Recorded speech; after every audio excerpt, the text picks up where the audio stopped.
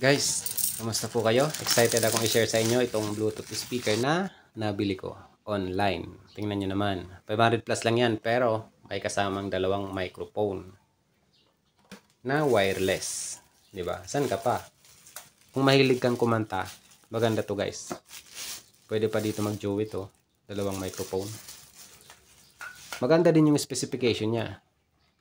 Pero dito muna tayo. Mamaya ipapakita ko sa inyo yung specification nitong Bluetooth speaker. Sa likod niya, dito nakalagay yung dalawang microphone. Yan. Type-C na din kapag mag-charge tayo. Type-C. Ito ang maganda dito guys, mayroong salpakan ng USB at memory card. At auxiliary. Bluetooth na din to guys.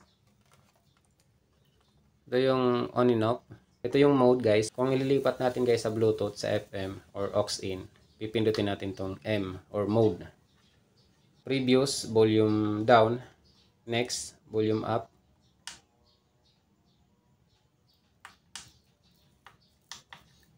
FM mode.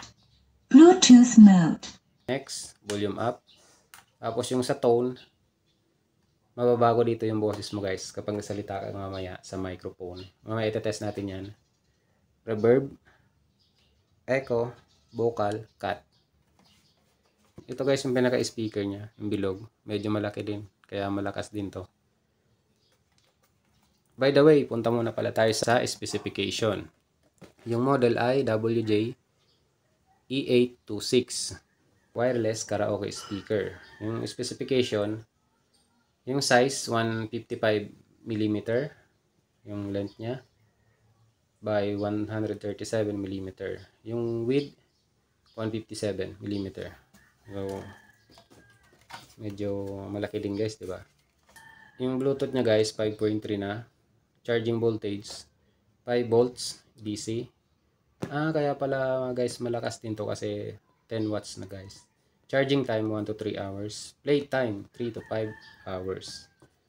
You know, yung features niya, 3D stereo surround sound. 5 voice change modes. So 5 beses pala guys na napapalitan yung boses natin dito. Professional sound effects, tuning. Yan, support ng aux TF card at USB flash drive. Ito yung on and off, volume down, volume up. Ito, hindi ko pa natatry itong EFF.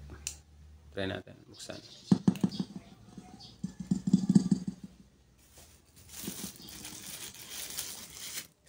Dalawang microphone na, para matest na din kung pwedeng mag-duet dito. Diba? Okay. Malakas din guys. Ganda ng echo ha.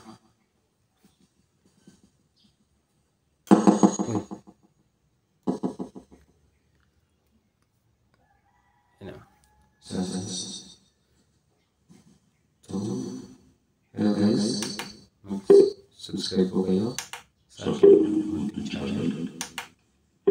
Pag-click mo natin yung notification bell. Ang galing guys, diba? Mababago yung boses. Hello.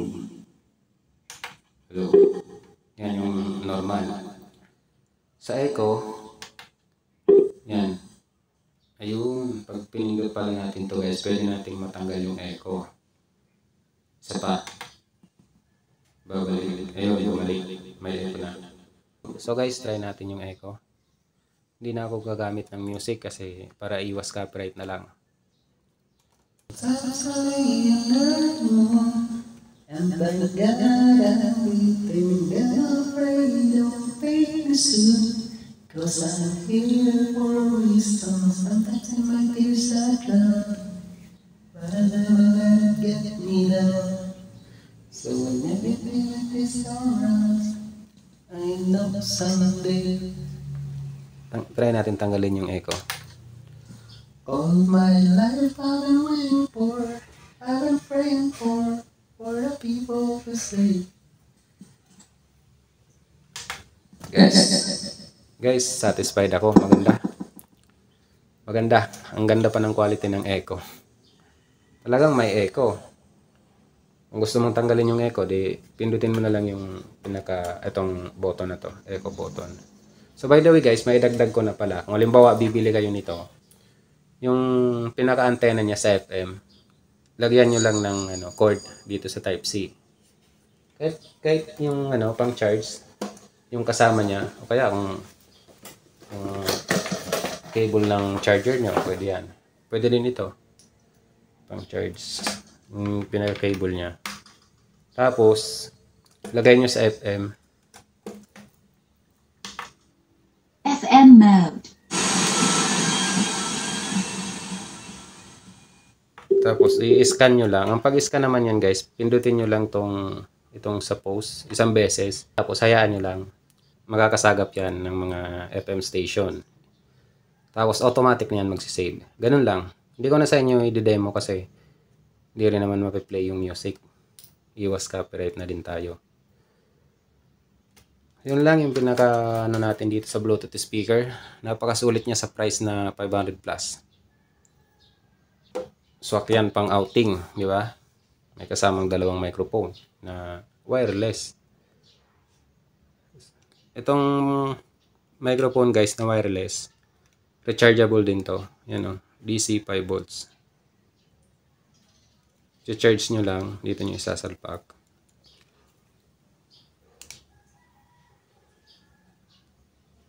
Diba? Ang ganda. Napaka-portable. Yun lang muna yung video natin. At sana nagustuhan nyo yung about dito sa Bluetooth speaker.